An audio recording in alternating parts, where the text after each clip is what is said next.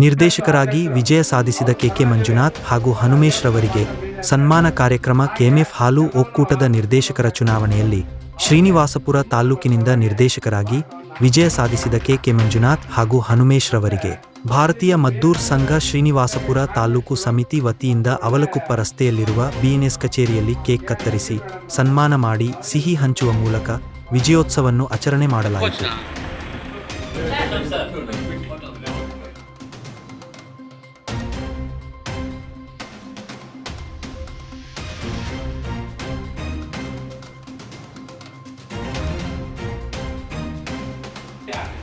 ಮಾಹಿತಿ ಗೊತ್ತಾಯ್ತು.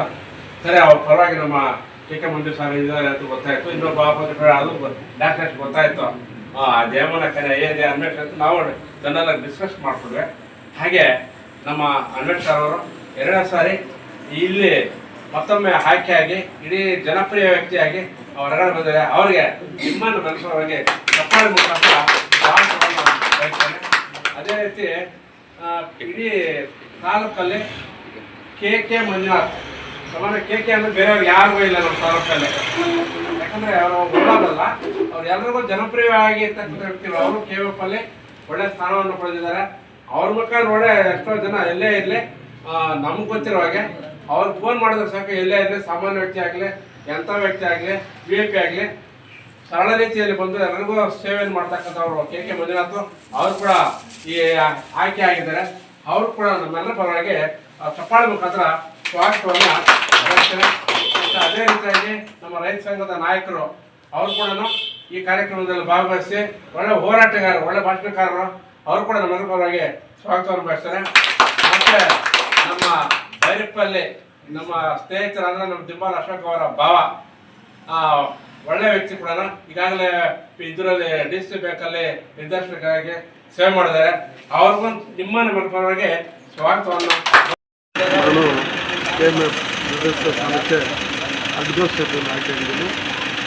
ಇದು ಆಯ್ಕೆಯಾಗಿರೋದು ತುಂಬ ಸಂತೋಷ.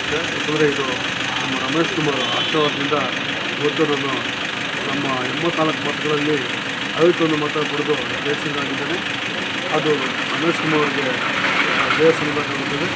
ಮತ್ತು ಅದೇ ರೀತಿ ರೈತರು ಏನು ನಮ್ಮನ್ನು ಮತದಾನ ಮಾಡಿದರೆ ಆ ರೈತರುಗಳ ಕಷ್ಟ ಬಂದಾಗ ಅವರು ಮುಂದೆ ಮನಮಗನಾಗಿದ್ದು ಆ ಕೆಲಸಗಳನ್ನು ನೋಡಿ ಅವರ ಕಷ್ಟಗಳನ್ನು ನಿವಾರಣೆ ಮಾಡೋಕ್ಕೆ ಹೆಚ್ಚಿನ ರೀತಿಯಲ್ಲಿ ಶ್ರಮ ಪಡ್ತೀನಿ.